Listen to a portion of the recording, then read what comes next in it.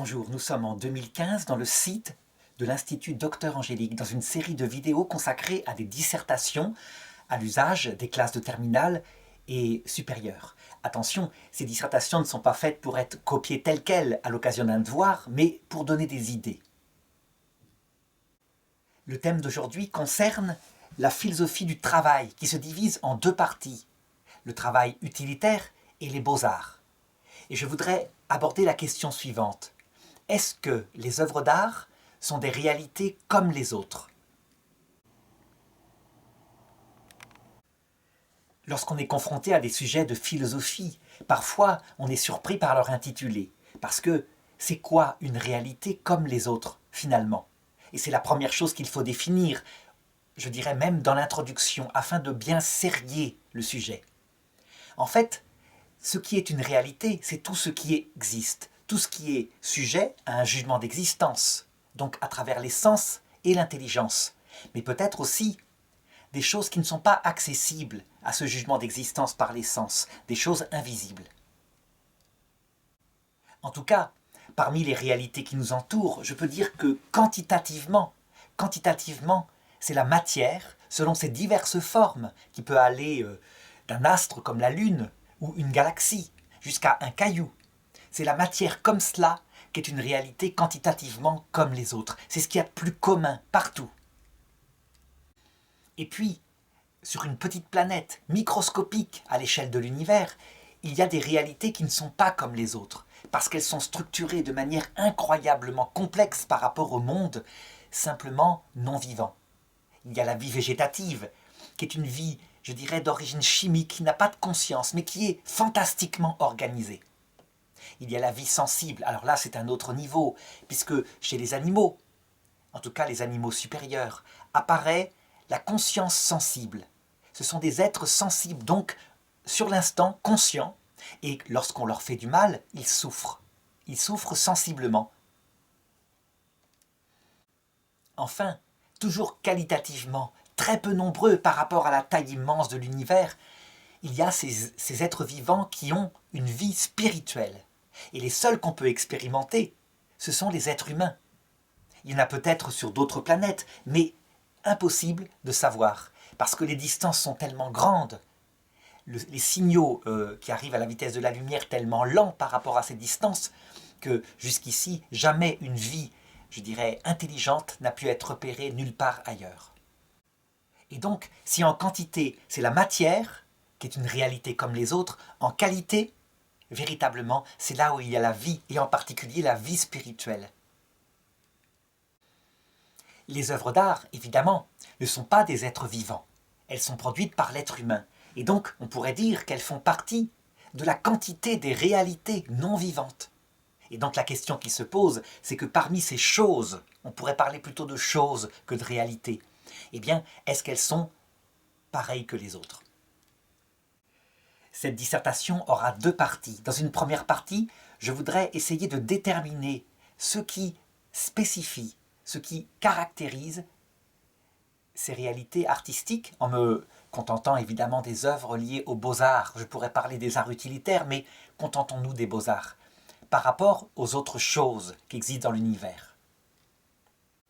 Et puis, dans une deuxième partie, j'aimerais voir si parmi les œuvres d'art, certaines ont, je dirais, une plus grande profondeur, quelque chose de plus qualitatif qui en fait des œuvres d'art encore plus particulières que les autres.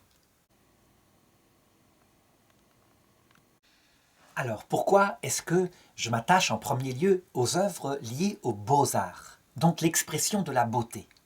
C'est parce que, si on considère l'art utilitaire, en fait, il est commun avec certains animaux supérieurs.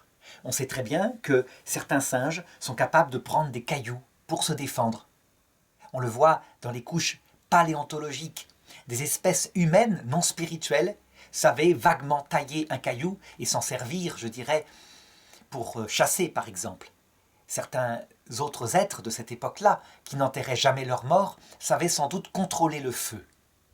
C'est pourquoi je voudrais m'attarder principalement sur ces œuvres d'art, au sens des beaux-arts, qui caractérisent Homo sapiens, qui est la marque d'ailleurs de son apparition, avec en outre les tombes organisées pour la survie.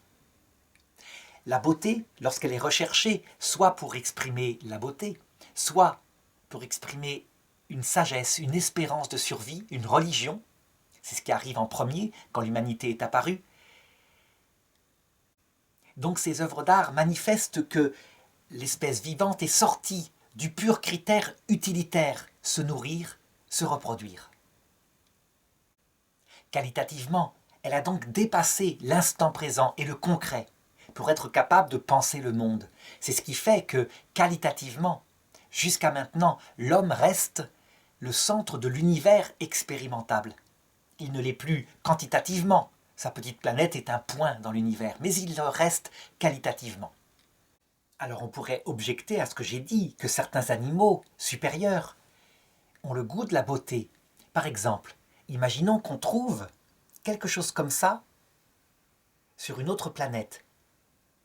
Eh bien, on ne serait pas capable de dire si c'est un être spirituel qui l'a produit ou un être vivant animal. Il y a évidemment un goût pour la couleur. Je parle de ce qui est à l'intérieur du pot. Le pot en lui-même implique une science, une technologie qui dépasse la simple vie sensible. Mais ce qui est à l'intérieur, là, on voit des oiseaux qui font leur nid pour leur femelle, pour l'attirer, avec uniquement des objets de couleur bleue. Comme si cette couleur charmait la femelle. Donc on pourrait dire qu'il y a un sens de la beauté. Seulement, lorsqu'on analyse ces oiseaux, qu'on les connaît, on voit qu'ils ne sont pas capables d'abstraire et que leur œuvre est en vue de la reproduction, donc a toujours un motif utilitaire. L'être humain est capable de chercher la beauté pour la beauté, sans autre but que la beauté. Donc, cette œuvre-là a été pensée par un être humain. Qu'est-ce qui la caractérise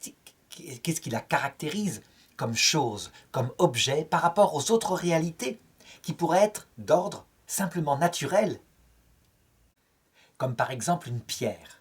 Eh bien, c'est simple. Cette œuvre d'art est produite par une inspiration venant de l'être spirituel qui l'a pensée, et cette inspiration a produit un projet où il y mettait quelque chose lié à son âme. On peut donc dire que cette œuvre d'art est la manifestation extérieure de quelque chose d'intérieur à l'artiste. Un caillou, pris en lui-même, n'est qu'un caillou.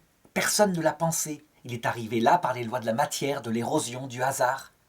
Et donc il ne faut pas chercher l'intériorité de l'œuvre de quelqu'un qui l'aurait produit, à moins que le philosophe ne se penche sur l'origine même du monde et ne cherche si par hasard la réalité qu'il voit ne serait pas l'œuvre d'un immense artiste, un artiste premier. Dans ce cas-là, évidemment, l'univers lui-même serait une œuvre d'art qui révélerait quelque chose de son créateur. Cette objection-là, évidemment, ne concerne pas le sujet. On parle bien des œuvres d'art humaines. Donc, lorsque je prends un simple caillou comme celui-ci, qui a été extrait du pot, trouvé dans la nature, un caillou vert, il ne porte pas en lui quelque chose de l'artiste qui l'a produit. Mais quand je prends cette œuvre-là, qui a été intentionnellement produite pour faire de la beauté, alors ça révèle quelque chose de son auteur.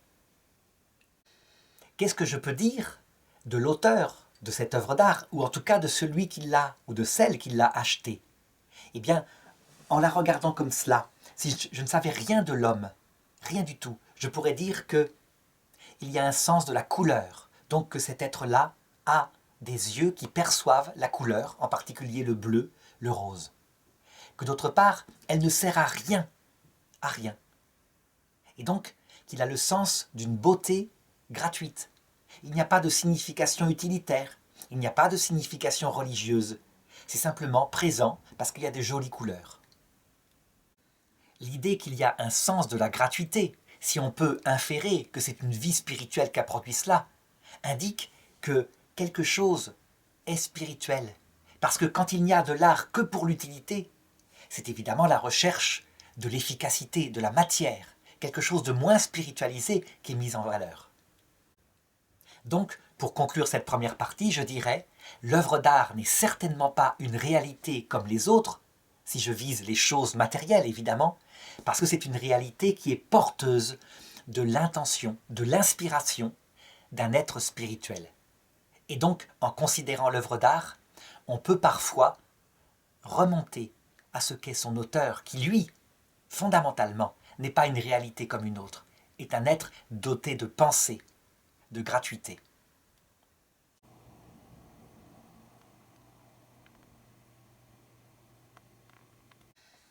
Dans cette deuxième partie, je voudrais donc aborder maintenant l'hypothèse qu'il y aurait, dans les réalités artistiques, divers degrés de profondeur, puisque je l'ai dit, elle se réfère à l'intention de celui qui l'a produite.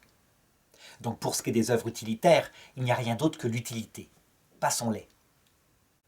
Pour ce qui est des œuvres d'art, plus en les observant, je pourrais remonter à quelque chose de profond dans l'artiste qui les a produites, plus l'œuvre d'art sera particulière, sera une réalité unique. Est-il légitime de faire cette hiérarchie? Eh bien, je dirais que oui, que les artistes eux-mêmes, au XXe siècle en tout cas, l'ont revendiqué. D'abord, on pourrait considérer ce qu'on appelle l'art abstrait, totalement abstrait. L'art totalement abstrait dit « je ne veux plus de signification ». Donc, elle ne doit jamais se référer à la question « qu'est-ce que ça représente ?» Mais même parfois, certains arts abstraits disent « je ne veux plus de représentation, je veux m'abstraire de toute forme ». On peut dire qu'un tel art, sans signification, sans forme, c'est un art le plus dégradé, le moins particulier. Par exemple, si je signe, étant un grand artiste, cette feuille blanche qui représente des traits blancs sur fond blanc, cette œuvre a existé.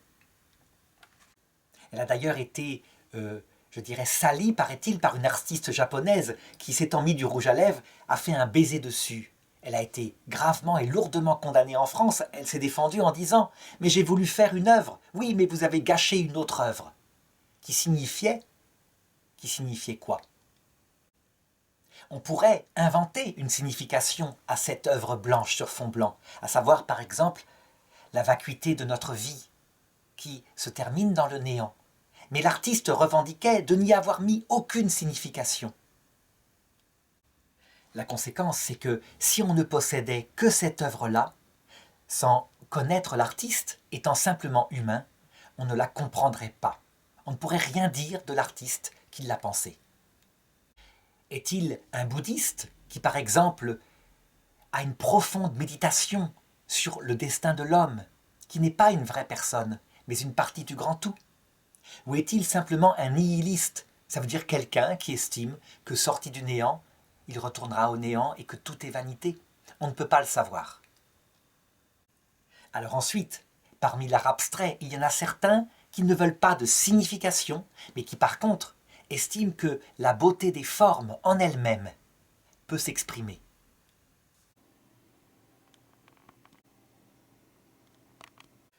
Les deux exemples que je viens de montrer manifestent en fait un goût pour les formes esthétiques. Et ça rejoint un petit peu cette œuvre-là que j'avais montrée au début. Il n'y a pas d'autre intention qu'une forme esthétique. Imaginons qu'on tombe sur cette œuvre-là sans en connaître l'artiste. Eh bien, on ne saurait pas déterminer si c'est un homme ou si c'est un animal. Les animaux font parfois des œuvres esthétiques dans le but de séduire, je l'ai dit tout à l'heure.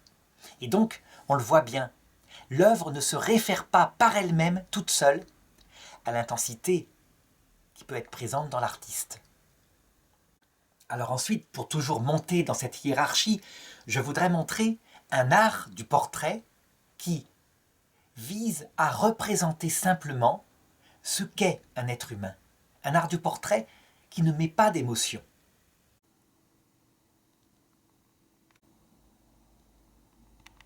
Lorsqu'on tombe sur une telle œuvre, on pourrait dire que l'artiste a voulu simplement exprimer la plastique extérieure d'une personne, sans rien révéler de son intériorité qui est cachée, qui est secrète. Eh bien, la photographie, au XIXe siècle, a complètement remplacé l'art des portraitistes qui agissaient comme cela. Il suffisait en une seconde d'appuyer sur un clic et on avait la même chose. Éventuellement, c'était en noir et blanc, donc au début, des peintres repeignaient, mettaient des couleurs par-dessus la photographie. Mais on voit bien, il n'y a pas là un art qui atteint aux profondeurs que j'indiquais tout à l'heure. L'exemple suivant va montrer, au contraire, quelques dessins ou photos qui expriment une émotion profonde. Donc on touche à quelque chose de plus profond, qui n'est pas le propre à l'être humain. Les animaux ont des émotions, mais cette sensibilité, par le fait que le visage humain est expressif, cette sensibilité apparaît à celui qui peut le connaître.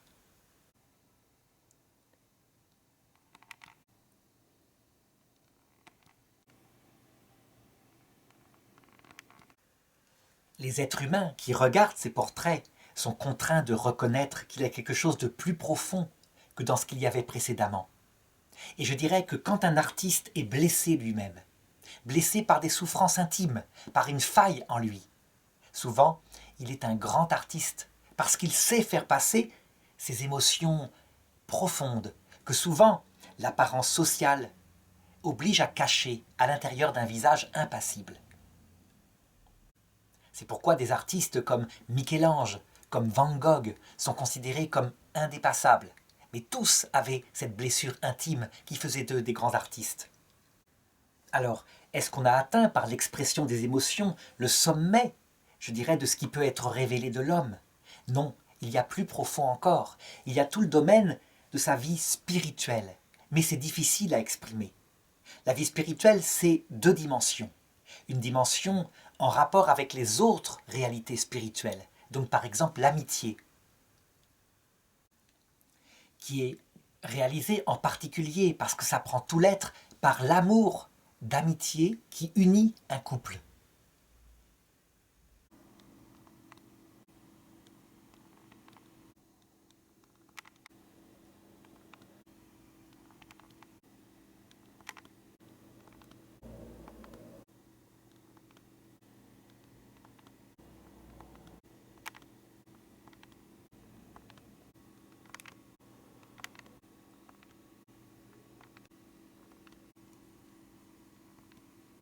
Eh bien, je voudrais montrer une œuvre d'art qui ne paraît pas comme ça grande et qui pourtant, certainement, a exprimé au plus profond cet amour d'amitié, qui mûrit à travers le temps, qui passe la vie et qui s'exprime dans le mariage.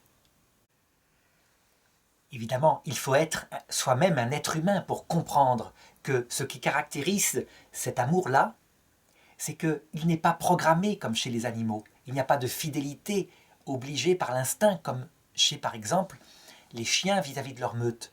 L'être humain choisit cette amitié. Il passe par des épreuves parce qu'il est livré à sa propre liberté. Eh bien, l'œuvre d'art ici l'exprime avec à la fin une autre caractéristique de l'être humain, à savoir cette science, ce savoir qu'il va mourir, et donc que cette vie est tragique. L'animal ne le sait que lorsque la mort approche, quand elle est présente, concrète. L'être humain y pense toute sa vie, en essayant de fuir cette réalité quand il ne croit pas, et en s'y préparant lorsqu'il croit en une vie après la mort. Eh bien, je voudrais montrer un dernier exemple, une œuvre sacrée cette fois, un art sacré qui, tout en étant humain, donc touchant, je dirais, à la nécessité de mourir, montrant une mère avec son fils, est en même temps surnaturel, puisque ce fils n'est pas n'importe qui. Pour ceux qui sont croyants catholiques, protestants, orthodoxes, c'est Dieu lui-même qui vient sur terre pour expliquer à l'homme pourquoi il doit passer par là.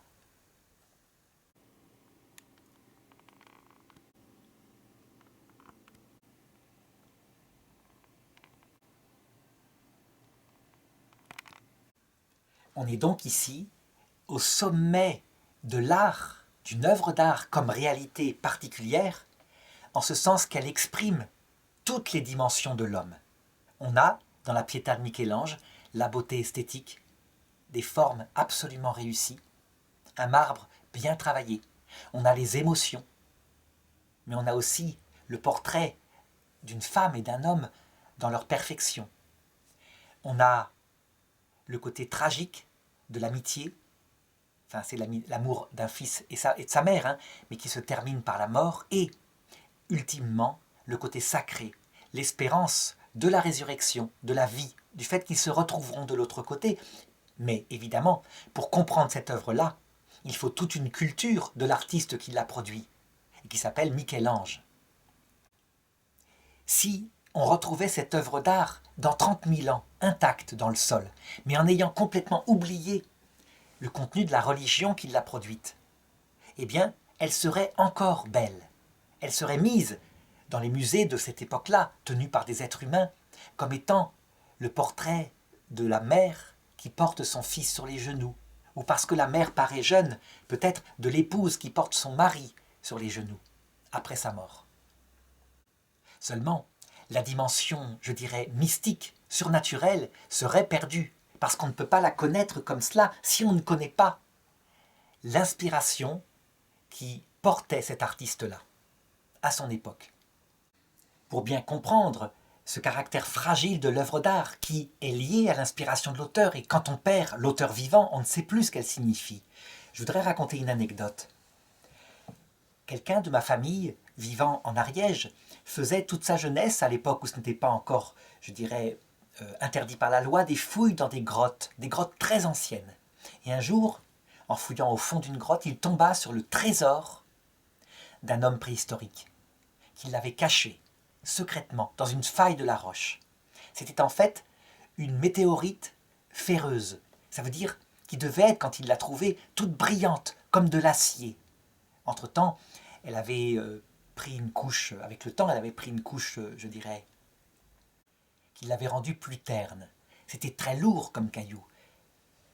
Qu'est-ce que représentait ce bien précieux pour l'homme qui l'avait caché ainsi? Eh bien, en toute objectivité, on ne peut pas le savoir. Peut-être que c'est juste parce que c'était brillant. Et donc, comme une pie prend quelque chose de brillant et la met dans son nid, il a peut-être fait cela pour cela, et que les hommes qui l'entouraient l'ont convoité. Mais peut-être que, à l'autre extrême, cette pierre étant tombée du ciel, qu'il a peut-être vue une nuit et entendue, peut-être qu'il l'a pris comme un signe venant de Dieu, des dieux, du Créateur ou des créateurs, comme quoi il rejoindrait bientôt l'autre monde. Peut-être que des hommes se sont tués, entretués, pour la possession de cette pierre. Personne ne le sait. Tout ce qu'on sait, c'est que n'étant pas lié à l'intention de cet homme-là, on ne peut qu'imaginer en se mettant à sa place, à une époque où on ne savait pas que c'était juste un caillou céleste, produite, une réalité comme les autres, à travers les milliards d'années de l'univers. On voit donc que si les œuvres d'art sont quelque chose de particulier, elles ont une certaine fragilité. Et je voudrais, pour montrer la chose, raconter une deuxième anecdote. On a envoyé dans les années 70-80 2 sondes, les sondes voyageurs, qui devaient explorer les planètes, puis ensuite, propulsées avec un effet de fronde de ces planètes lointaines, être envoyées très loin dans l'espace pour quitter en ligne droite le système solaire. Évidemment, elles n'atteindront la première étoile de notre galaxie, la première étoile que dans quelque chose comme 40 000 ans, vu leur vitesse. Mais, par précaution, on a chargé un astronome de mettre dedans certaines œuvres d'art, je dirais certains textes aussi, pour indiquer d'où venaient ces sondes.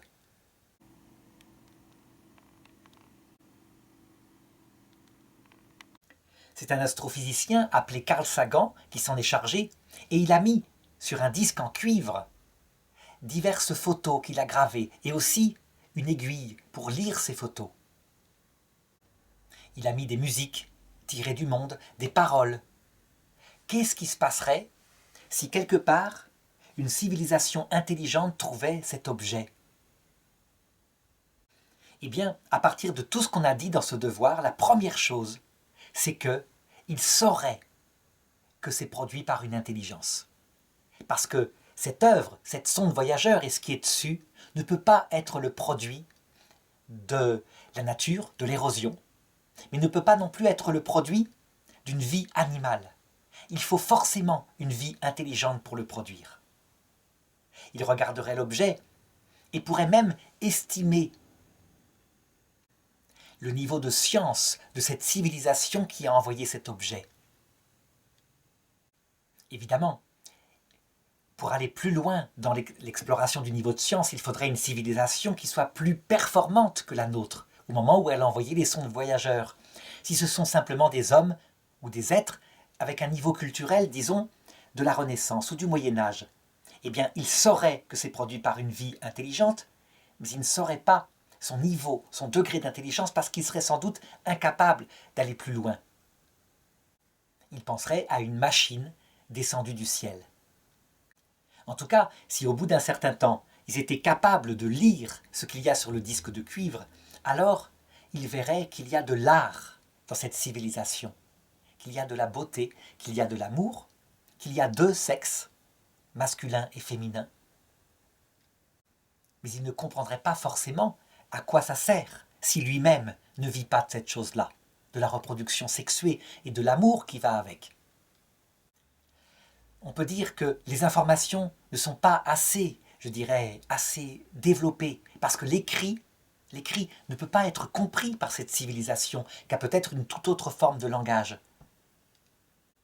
En regardant les photos, par exemple, d'un couple qui se tient par la main, comment deviner, si on n'a jamais vécu ça, si on est une autre forme de vie, qu'il y a là un couple qui s'est promis fidélité pour la vie et qui peut donner la vie à des enfants.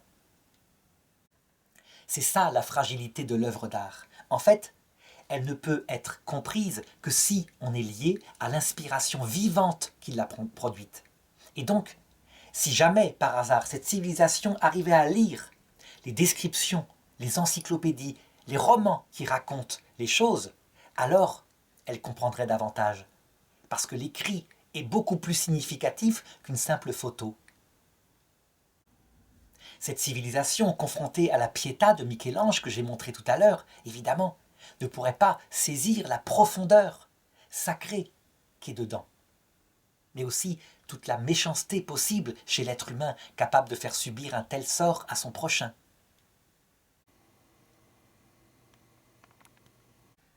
Conclusion, eh bien, si les œuvres d'art sont bien des réalités, des choses plutôt, parce que ce ne sont pas des personnes, des choses uniques, spécifiques, c'est clair.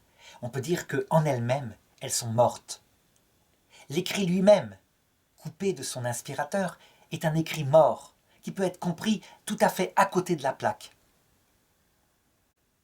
C'est donc en fait l'esprit, donc l'inspiration de l'auteur, qui vivifie une œuvre d'art. En elle-même, l'œuvre d'art est peu de choses. Peu de choses, sauf sur un point, elle renvoie nécessairement à une forme d'intelligence qui a le goût de la beauté.